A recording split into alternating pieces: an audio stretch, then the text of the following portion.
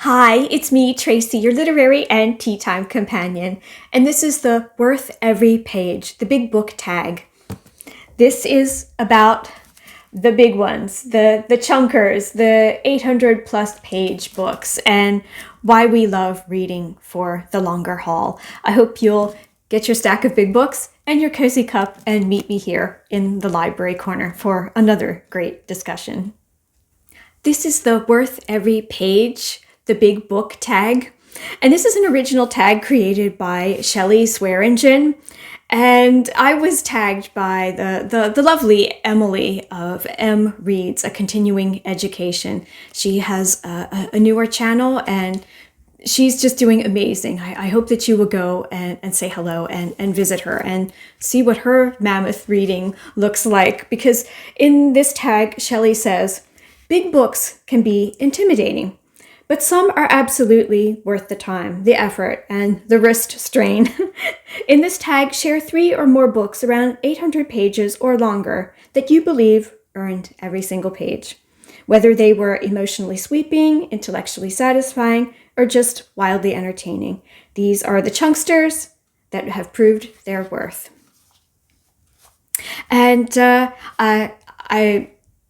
I did have a moment's pause because there are so many great chunky reads that I have enjoyed through the years, and it was hard to limit to just 3, and especially as I have seen some talking about books that came to my mind immediately, like George Eliot's Middlemarch. I love that book so much, but I think I will take a different direction, and I will talk about what I hope will maybe be some different books that I haven't seen everyone talking about. And the first one would be the Crimson Petal and the White by Michel Faber. And because of wrist strain, I will put this chunky book down while I chat. These 3 books that I have read some time ago, I have written some notes and essentially what I would consider my own blurbs for these books. So I hope that you won't mind me reading from my notes this time. The Crimson Petal and the White is set in 1870s London. And at the center stage here is Sugar, who is a very intelligent and very self-educated prostitute. And she is what propels this book forward. Her upward social mobility is what propels the story forward to a large degree. And she comes into relationship through her business through William Rackham, who is a semi-idle heir to a perfume empire. And as Sugar and William Rackham develop a relationship where they do seem to generally enjoy each other's company, things start to shift. And as Sugar's star seems to be rising, things transpire where William Rackham's fortunes start taking a turn for a more downward spiral, a downward turn. And the story has a lot of, there's a lot of passion. I would say also intrigue. Intrigue could be a good one. Ambition, certainly, and revenge. Those 4 are some big blocks that come that lace under the story. I would say that the big theme of this particular book has a big feminine undercurrent, where gender inequality, class inequality, class structures, and the commodification of both marriage and sex have, as they are wielded for a betterment in life, and how women's agency was very much constrained because of the patriarchal society back then, and how these systems can be navigated and used, even resisted, and perhaps even exploited, so that these women can have a better gain, to stay alive and not fall completely through the cracks of society. The period details in this book are just incredible. It is a very lush, ambitious work. It's big. It is a big book for a reason. It is big. It is just, there's just such a great way with the details of the period. You feel at once that you have stepped back in time, but also reads in a very contemporary way. If that even makes sense, there's kind of a quality to the narration where it feels like you're being whispered a secret. It's really engaging, and it's also really highly laced with sensory details, as well as sort of what you imagine while you're reading the story of the period. You're kind of living and breathing with the characters, especially Sugar and William Rackham. And what I like is how there's this great juxtaposition between what could be considered the beautiful or the ugly, also real poverty and also violence as well. That it's a tough story. In some ways it's not an easy read, but it is an amazing read. And of course, because of the social picture that it portrays, the gender and sexual politics of the time period, the title encapsulates the story really well. The Crimson Petal, which could signify purity and innocence, and the red, which could be representing a passion or vices. And it kind of leaves you with questions about how are these labels used, and why the sort of the sinner or the saint. Those qualifiers as well. Why I think really why I like this work so much is just not just because the dazzling effort of how the Victorian period was portrayed. It's just interesting to look backward, especially on the feminist issues, and to look back on that and how things have changed or not changed, especially in the current climate that we live in as a society, and how these defined roles continue to play into the political atmosphere in many places around the world. It just makes you think about what you value, what you believe in, and why. And it's just a really amazing and well-crafted story. It is very much worth the 1,000+ pages. This was just a great story. Let me check my book here. Sorry for the squeak. It's I'm sorry. It's 800 and about 850. Just really great. If you haven't read this one already, I highly recommend it. My second chunky read is A Suitable Boy by the Indian writer Vikram. I'm hoping I'm pronouncing that correctly. This is set in a newly independent India of the 1950s. A really richly textured tale, this one as well, with political, social, and historical landscape as the backdrop for we meet Lotte, her mother attempting to find a suitable boy, a suitable husband for her.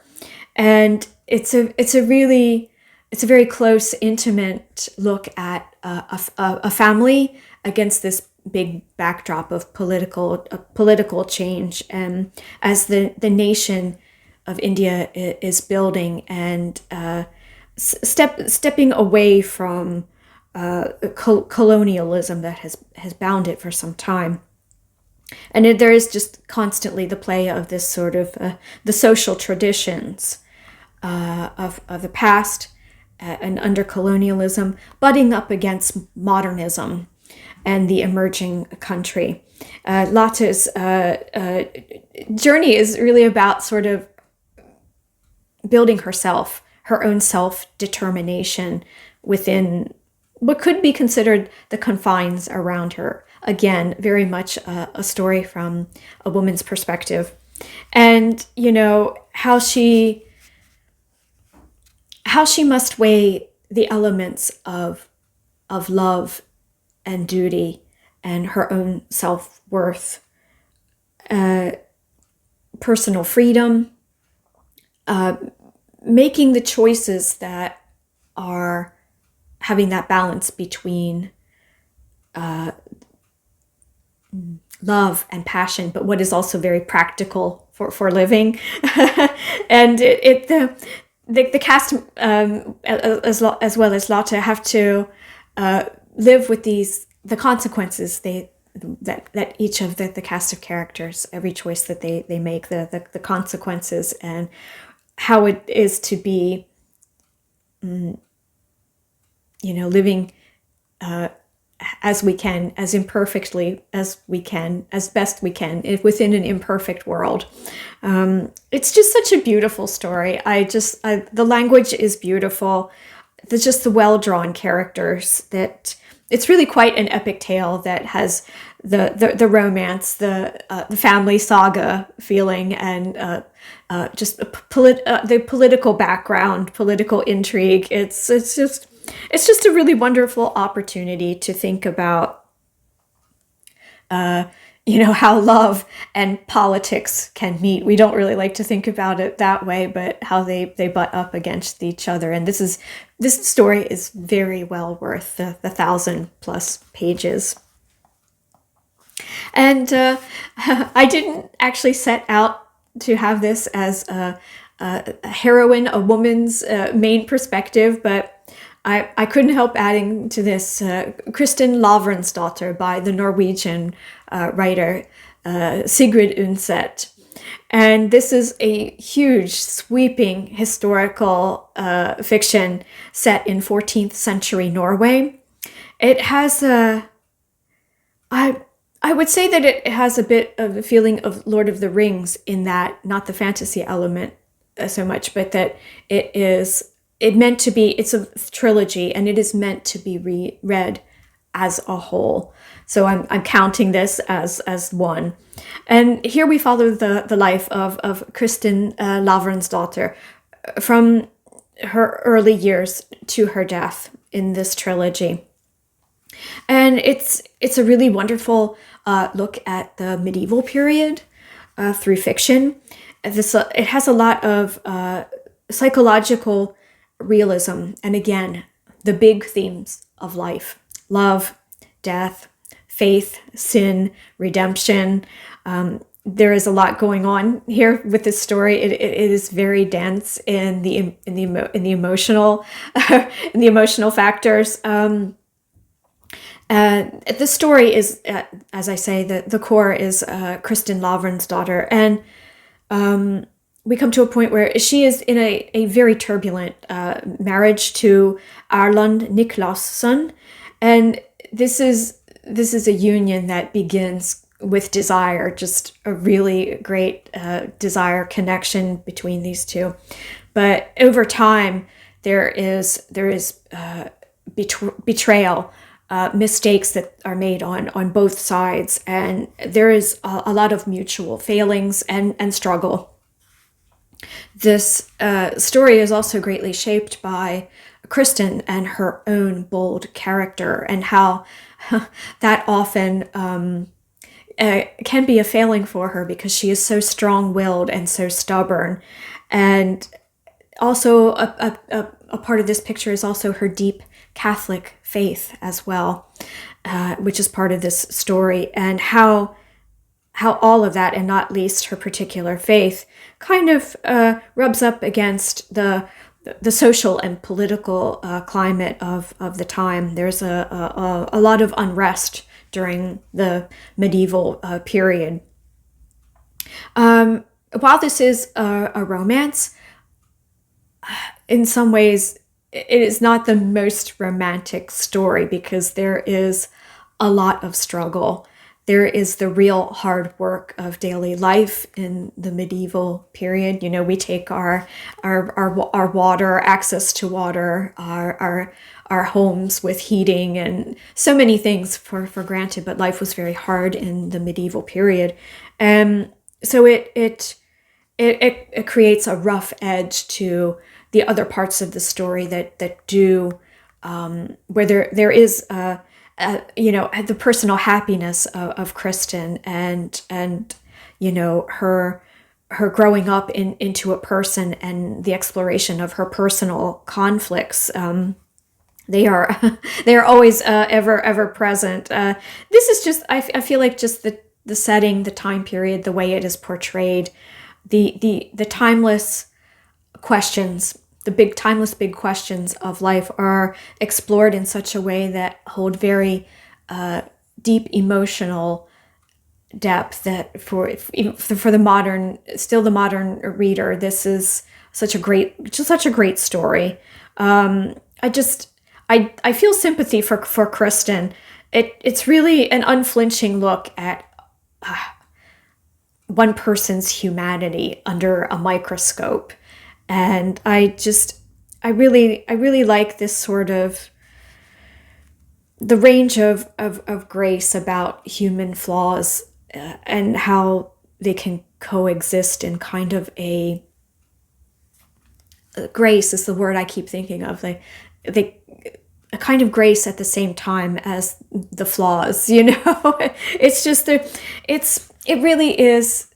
There's nothing perfect about life, but we find the beauty. We find the moments of love and that beauty within imperfection that we encounter within ourselves and other people. This is just some really great historical fiction, and it is worth every page.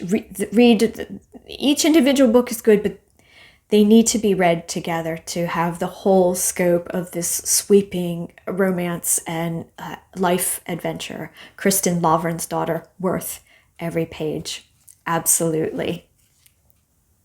I really enjoyed this big book tag. It was a lot of fun to think about what books I wanted to share because three felt limiting at first, but I could mention so many more good big books to read, but the three of these, I enjoyed them so much. I read them some time ago, and talking about them makes me want to revisit them all over again. All the many pages of them.